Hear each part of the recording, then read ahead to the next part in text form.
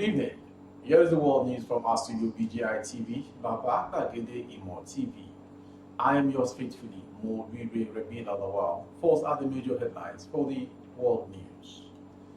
You should be in jail. Adeyanju blasts Tinubu over presidential ambition. Afenifere plans political party insists on state police constitution review. Ogun monarch's mother, police get clues. Abiodun demands killer's arrest. Again, Abuja primary schools shocked over teachers' strikes. Fake lawyer sentenced to 1 year in prison. We pay 400,000 naira to assassin.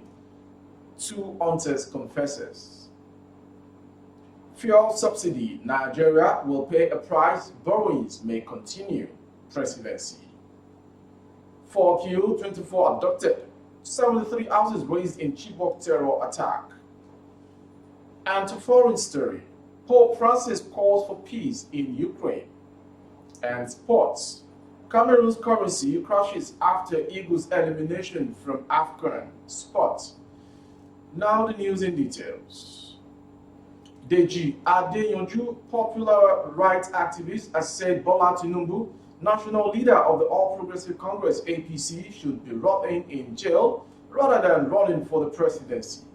Adeyanju remarked that Tinubu, who has no known source of income, now has uncounted billions to his name.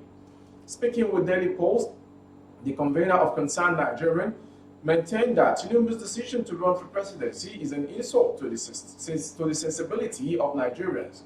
The Abuja-based activist lamented that the Economic and Financial Crimes Commission (EFCC) has refused to act on a petition calling for Tinubu's prosecution. According to Tinubu, it is an insult on integrity, on the sensibility of Nigerians that a man that lacks integrity and character is notorious for being the chief landlord of Lagos State wants to plunge the country into the unfortunate situation Lagos State has found itself, where he is milking the poor masses dry. Tinubu, who does not have any known past experience, source of income, now has uncounted billions to the extent of moving them to his house on the eve of the last general elections, which is against the clear provision of the Constitution. Quotes on this, what he did is a gross violation of the provision of the Prohibition of the Money Laundering Act. It's clear violation of Section 1 of that act that forbids all private citizens in Nigeria to have in their possession not more than 5 million naira cash. EFCC has received our letter and we have a subsisting petition before the commission that we have severally insisted that Tinubu should be prosecuted for money laundering. Somebody who should be in jail is saying he wants to contest to become the president of Nigeria. What an insult to the sensibility of all Nigerians. People like him should be rotting in jail for the damage done to this country.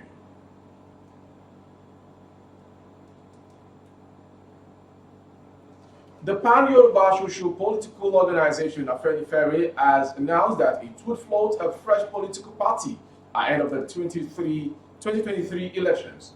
The organization said this on Tuesday as its annual general meeting held at the country home of its acting leader, Chief Ayo Adeyanju in Sonya Ogbo, Ijebu-Ode, Ogun State. Afenifere, however, did not disclose the name of the party and the time it would be unveiled. Adeyanju spoke with journalists after the meeting, which was attended by leaders and members of Afenifere from all the states in Yoruba land, including Delta, Kwara, and Kogi.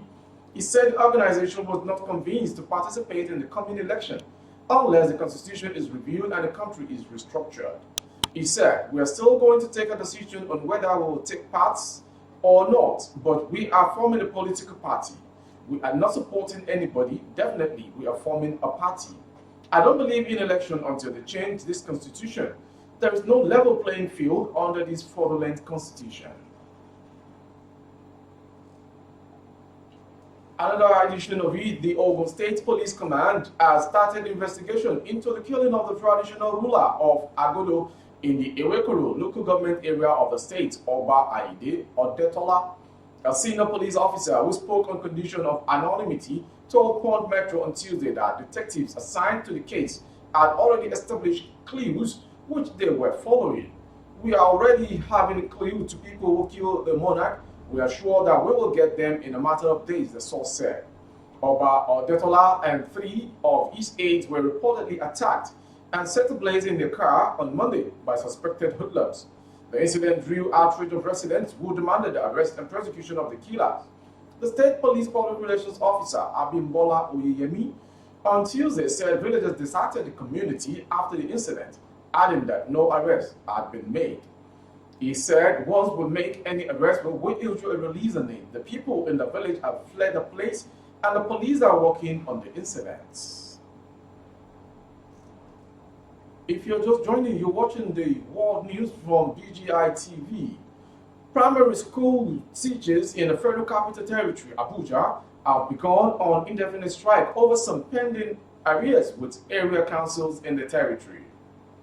Primary schools, as we said, Comrade Ahmed Baba, Chairman, National Union of Teachers, Kubwa Chapter, confirmed the strike action to Daily Trust on Wednesday morning. He said the development was as a result of a circular from their union the previous day. Baba stated that the area councils are owing their members a lot of arrears that cut across payments in promotion and minimum wage beginning from 2011. The NUT leader said part of the agreement to call off the previous strike last November was due to the intervention of FCT Senator Philip Aduda, who said that they would start implementing the demands immediately. But they are yet to abide by their promise, and it seems they are more concerned with their campaign event that is currently taking the place, they said. Daily Trust report that the primary school teachers went on strike about 3 times last year. The last strike action lasted for 2 weeks. Moving forward on the world news, a fake lawyer in Gusau, Mr. Chukwuka Chide, has been sentenced to 1 year imprisonment by Chief Magistrate Court 1, Gusau.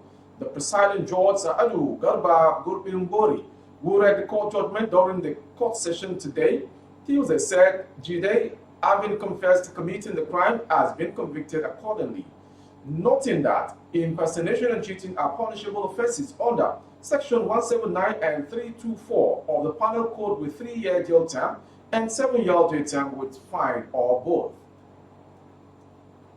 However, counsel to the dependent, Barrister Joseph C. Eze of Eze and co-chambers requested the preceding judge to tamper justice with mercy, as the accused person is a family man with several unemployed children and suffered fire outbreak twice, hence the need to grant him such sentence. The Chief Magistrate Garba Gurbimbori therefore said, considering the plea by the counsel to the dependent, the Mr. Chukwuka Jude is therefore sentenced to 6-month imprisonment or 50,000 naira fine as an option for the impersonation offense and 1 year imprisonment for cheating. And if the fine is not paid, he will serve the 2 jail terms consecutively. He also granted 30 days for both the plaintiff and defendant for appeal. In an interview with Radio Nigeria after the court session, counsel to the convicted fake lawyer, Barrister Joseph C. Eze, said the presiding judge acted on the powers vested on him, but the 50,000 naira fine is not within the court's power.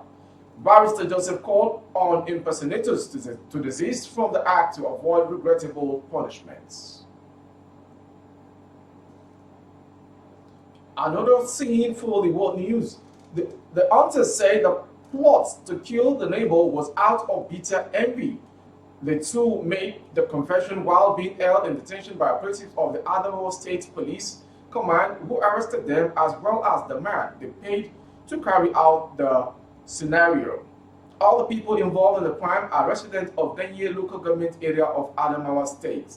A statement sent to newsmen by Adamawa Police Public Relations Officer DSP Suleiman Ungoroje named those arrested for the offenses as Yohuna Gayus 45, Maxwell Amajoda 38, both local hunters and residents of the T village in Sugi district, who allegedly hired one Abdullah Musa 29 for the job.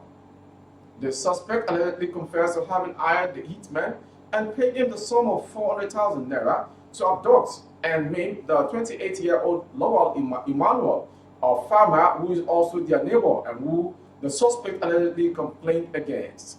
The suspect said they plotted to take the life of the neighbor because he works so hard and lives so much better than them.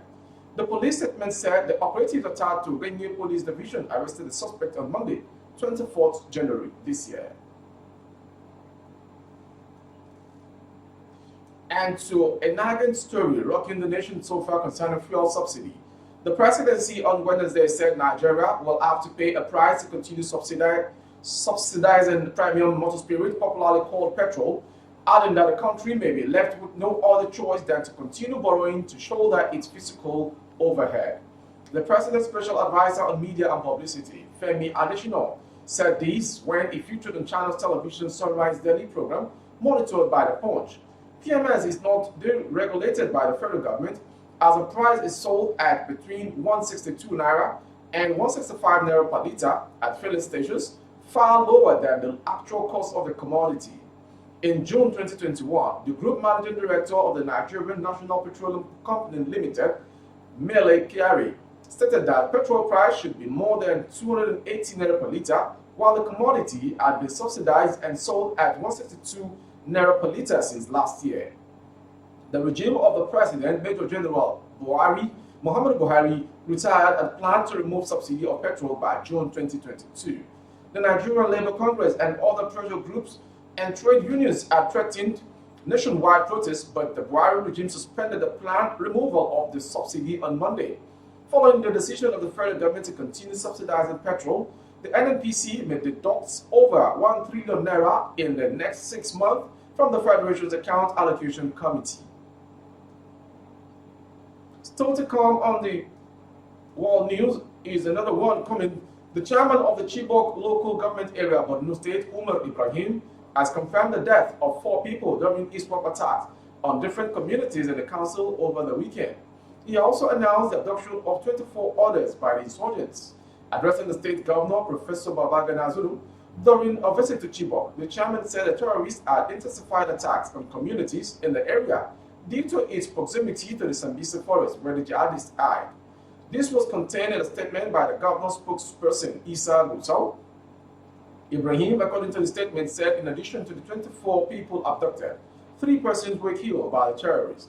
It disclosed that 110 buildings, made up of 73 houses, 33 shops, and 4 churches, were burnt alongside 8 vehicles and 3 tricycles. The governor was said to have commiserated with affected families and ordered an assessment of the destruction in the council. After meeting the families, the governor interfaced with heads of security agencies and discussed gaps and ways to enhance security in the community. Moving forward to the foreign story. Pope Francis called for peace in Ukraine on Wednesday as he delivered an impassioned plea to avoid war in Europe. Please never again war, the Pope said during his weekly general audience at the Vatican. We spoke earlier about the Holocaust. Think how more than 5 million people were wiped out, the 85-year-old pontiff said. During the last war, the people suffered hunger, so much cruelty. They deserve peace, he said, calling on the faithful to pray for peace in Ukraine often. On Sunday, the Pope expressed concern over rising tensions that threaten to inflict a new blow to peace in Ukraine and called into question the security of the European continent with even wider repercussions. He called for Wednesday to be a day of prayer for peace. Tensions between Moscow and Washington are on a knife's edge over Ukraine, which is currently surrounded by an estimated 100,000 Russian troops. Russian Vice President Vladimir Putin denies any plans to invade. Also on Wednesday, Italy's defense minister said the country would uphold its NATO commitment while calling for talks with Moscow to diffuse tensions. And lastly, on the world news is a sports story. A day after the Super Eagles were eliminated from the ongoing Africa Cup of Nations in Cameroon currency, the CFA suffered a major blow in exchange market. The exchange rate of the Cameroon francs had been high, maintaining equal rates 1-to-1 with Nigeria's naira since the arrival of the Super Eagles and thousands of Nigerians, including supporters club members, football administrators, and sport journalists to the country. Outside the host country, Cameroon, there are more Nigerian journalists covering the AFCON than any other nation. The Guardian learned that soon after the Super Eagles' defeat by Tunisia on Sunday, the francs went down drastically. Growing up in Tapele, some of those stories shows that yes, the outstar of Nigeria's team and the ongoing AFCON has drastically reduced the currency in Cameroon. Before we call it a wrap on the world news this hour, let's quickly have the headlines once again. You should be in jail. Adeyanju blasts Tinubu over presidential ambition. Afenifere plans political party insists on state police constitution review. We also brought to you Ogun Monarch's mother, police get clues, Abiodun demands killer's arrest. Again, Abuja primary schools shut over teachers' strikes. Fake lawyer sentenced to 1 year in prison. We also brought to you, we pay 400,000 to someone, 2 hunters confesses. Fuel subsidy, Nigeria will pay a price, borrowings may continue, presidency. 4 people died, 24 abducted, 74 houses razed in Chibok terror attack. And to foreign story, Pope Francis called for peace in Ukraine. And sports, Cameroon's currency crashes after Eagles' elimination from AFCON. Thank you for watching. For more updates on YouTube, the handle is Baba Bagede Imo TV. Kindly subscribe and click on the notification bell for updates. On Facebook, Bagede Imo. With Alawiye Adebayo, please like and follow the page for updates. And on Instagram, Bagede Imo _22. For advertisement of your goods and services and products, coverage of events and function, the phone number streaming on your screen is the number to dial. I am yours faithfully, Morire Rebila Lawal.